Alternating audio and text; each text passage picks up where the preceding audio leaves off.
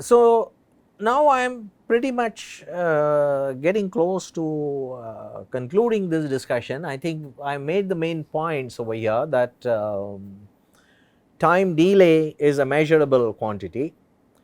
Time delay in photoionization is an important parameter. It is measurable.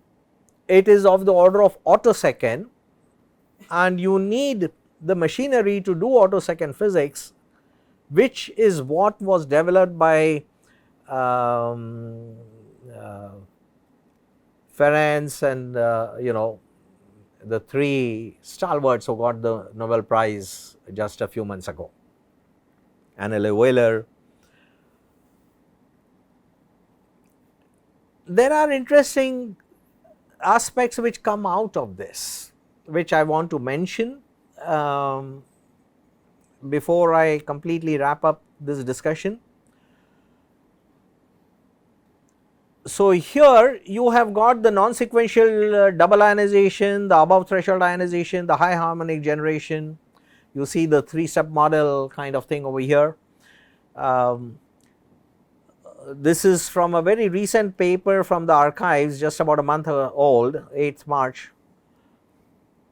And what people have begun to study is that when you have a fragmentation, and these are some of the problems for the future which I want to mention. When you have fragmentation, you can expect entanglement between the fragments, and there are these quantum phenomena in attosecond science which could be of importance, because photoionization or even tunneling ionization is fragmentation.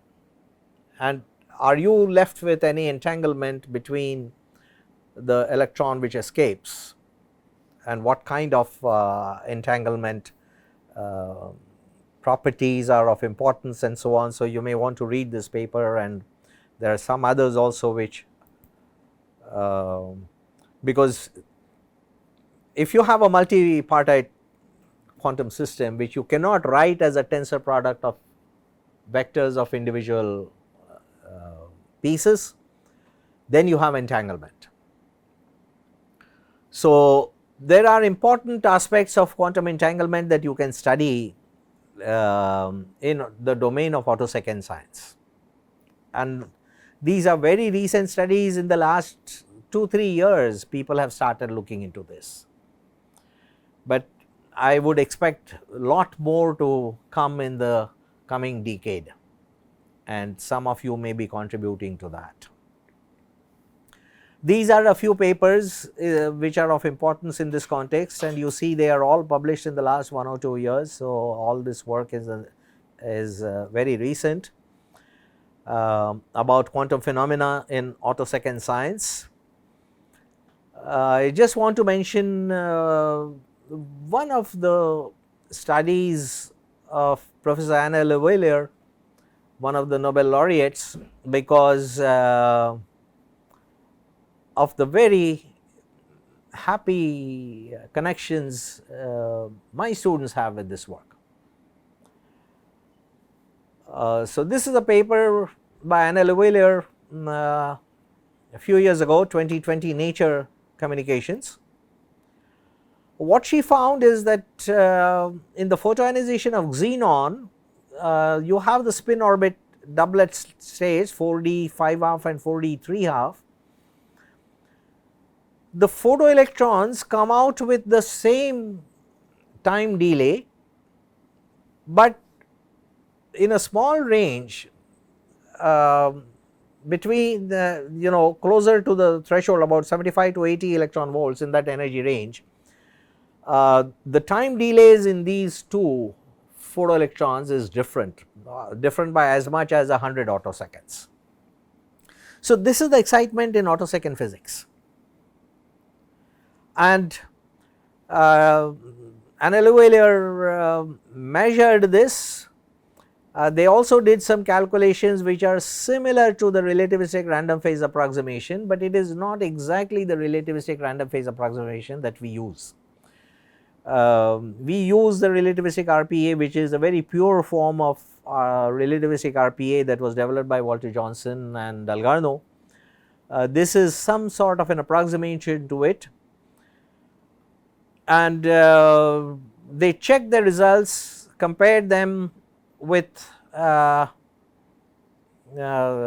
quotation on the right hand margin is from her paper, that our theoretical calculations are in excellent agreement with the predictions of Mandal and co-workers. So, this is our own Mandal, Ankur, who was here until very recently, just a few years ago.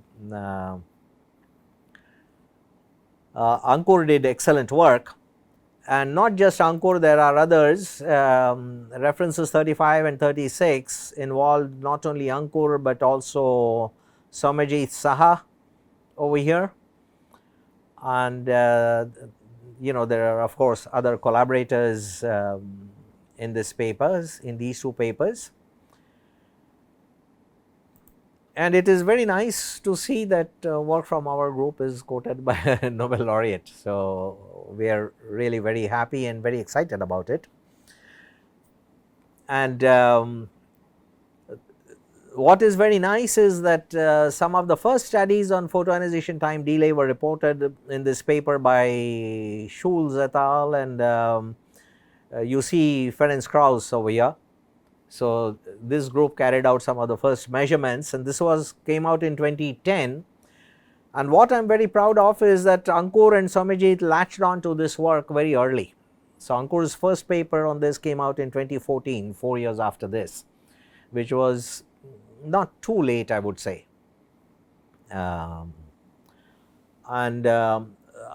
paper came out in 2014, and this was a particularly nice paper because he showed in this paper that the signature of certain aspects, he studied photoionization from xenon trapped in a fullerene cage, and the signature of this trapping was seen in the time delay, but it was not seen in the angular distribution of the photoelectrons. So, the time delay is a more sensitive signature of this confinement. So, I think it is a very important contribution that Ankur made. This was actually a follow up work. What happened?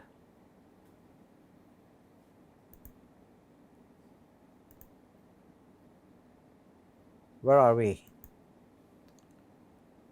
Is it connected now, everything? Arun? Yeah, I see it on the screen, so I assume that it is connected. Everything okay? Yeah, okay. So, this was a follow up study of what we had seen earlier in xenon photoionization, and that is the work of Sunil and Tanima from our group, and some of you know them both. And then Soumyajit and Ankur did further work on this, and this is the work which is cited in Anna Leweller's paper. Soumyajit has come back from a postdoc with Eva Lindroth. He spent some time in Eva's lab. He is now back. He is now teaching in Kolkata, and there are exciting applications of this, especially when you study resonances, and there are different kinds of resonances, shape resonances, Feshbach resonances. So, attosecond correlation dynamics is a very important field, and now we have the theoretical and the experimental methods available to study these phenomena. This is not a very old paper from 2021, attosecond interferometry of shape resonances in the recoil frame of CF4. So, many of these things, molecular shape resonances, can now be studied using attosecond dynamics, and this is very exciting because you can see the movements of electron wave packets on the natural time scale over which this is really happening. So, but the theoretical machinery that goes into this analysis, the experimental technology that goes into it, the engineering that goes into it is very sophisticated, and it really requires inputs from a large number of experts. Many of these papers you will see have multiple authors. It will also impact classical computing. Classical computing in the sense that means computers of course use chips and semiconductors which are quantum devices, but the computing is done using Boolean logic, binary 0 and 1 and all the classical gates, AND gates, NAND gates and so on. So, that is the framework of doing computing, and that is classical computing. And that depends, means if you look at your laptop, you probably have chips which operate at gigahertz by and large, but then with this advancement you may be able to go up to petahertz, 10 to the 15. So, just imagine how fast computing can be done, even classical computing. I am not even talking about quantum computing yet.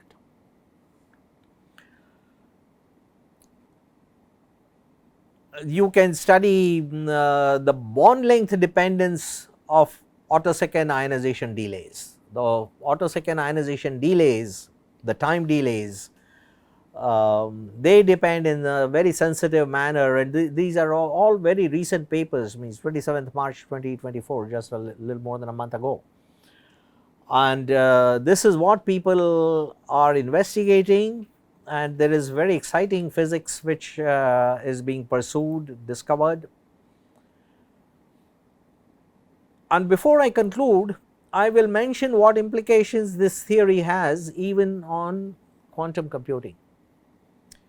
And you know that quantum computing means it began in a certain sense with Feynman's talk 1982, which is a celebrated talk. But Feynman was not the only one who was thinking about quantum computing. Means Feynman is of course very impactful and one of the most celebrated physicists and a great teacher from whom generations of physics students have learnt. There were others too around the same time, not many, but there were a few. And I want to mention two papers around the same time, 1980 and 1982, a paper in Journal of Statistical Physics and a paper in PRL. And the first paper is about the computer as a physical system, a microscopic quantum mechanical Hamiltonian model of computers as represented by Turing machines. This was the topic of study in this 1980 paper, and in 1982 the paper was on quantum mechanical models of Turing machines that dissipate no energy. So, you see that Feynman was not really the only one. These two papers were by Paul Benioff, who talks about two designs of quantum computers. And what Paul Benioff talks about in this work is, means when you study quantum computing, you represent, you accept that okay, a switch is in a, it can be in a state of being in a superposition of being on and off. So, your mathematics involves superposition of 0 and 1 and not 0 or 1. So, the binary Boolean algebra will not be the mathematical framework of your computer codes. Your algorithms will not be based on the binary Boolean algebra, but they will be based on the quantum bits, which are the qubits. And how do you manipulate bits? In classical computers you have gates, and now you need quantum gates to manipulate the qubits. And these quantum gates, you might have been exposed to things like the Pauli gate and Hadamard gate and so on. So, these are some of the common quantum gates that one makes use of. and then you develop your algorithm based on the quantum gates and the manipulation of qubits, and you represent it using matrix algebra, because a typical 2 level qubit you can represent as on a block sphere if you like, and manipulate them using 2 by 2 matrices. All this is fine, but a physical quantum computer is not just a 2 column vector. It is a physical state, and any interaction will be a physical interaction which is not contained in the matrix multiplication when you are making use of polymatrices and other things to represent quantum gates. That is missing. That is what Paul Benioff drew attention to, and he says in his paper that simplified equations that drop the spatial variables underpin the quantum circuit model of quantum computing. A quantum circuit formulation is an approximation to the open system, because the system that you are dealing with in quantum gates is not taking into account these interactions.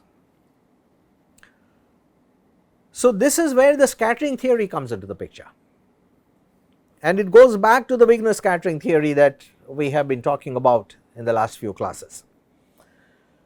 So, this is a relevant paper, Quantum Information and Computation, 2007 paper. It's quite old now, but still not very much used. And Benioff points out that quantum circuit formulation is an approximation to the open system. When you have a quantum register, and this is a qubit register, it is an open system because it will function when it responds to a trigger, and the interaction between the trigger and the qubit has to be put encoded in the Hamiltonian. So, does your Hamiltonian include this? So, you can say that you have got a Hamiltonian for the register, you have got a Hamiltonian for the particle, and there is an interaction V. And if you put all of this together, you have a closed system, otherwise you have an open system. So, in scattering theory, in relation to quantum computing, you use the same kind of machinery that we use. How you get the states for t going to plus infinity from those from minus infinity. We talked about the scattering states, and you represent this using the scattering operator, and you have these two designs for a computer in which, if you include the interaction V between the particle, which is the trigger, and the quantum register, then you have a closed system. If you do not have it, then you have an open system, and you must apply successive scattering operators to represent this. So, this is a function of space variables. This is what Benioff points out, that it is missing in the formulation, and you cannot describe it using a fixed Hamiltonian.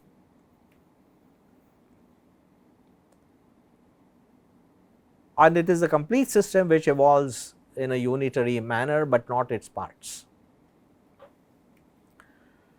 So, this is where Wigner's theory becomes applicable. You can use the scattering formalism. I conclude this by thanking my collaborators. I mentioned Ankur already. Ankur and Soumajit. Arti is here. She is also carrying out some studies on the time delay. We are about to finalize some results. There are others who have also contributed to these studies: Jobin, Hari, Ashish. Saurav has made very important contributions in recent years. and then our collaboration includes some physicists from other countries. Valery Dolmatov is a Russian who has settled in the US, and Anatoly Khaifets is a Russian who has settled in Australia, and Steve Manson is an American who lives in America. So, thank you all very much. If there are any questions I can take.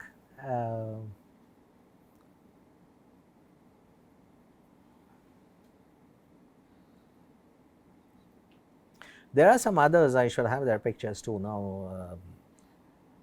Nishita is making an important contribution. Nishita is a graduate student at IIT Mandi. She is working with Hari Verma, and some of Jobin's students at IIT Patna are also involved in these studies. So, the groups are expanding. So, thank you very much. Any question, comment?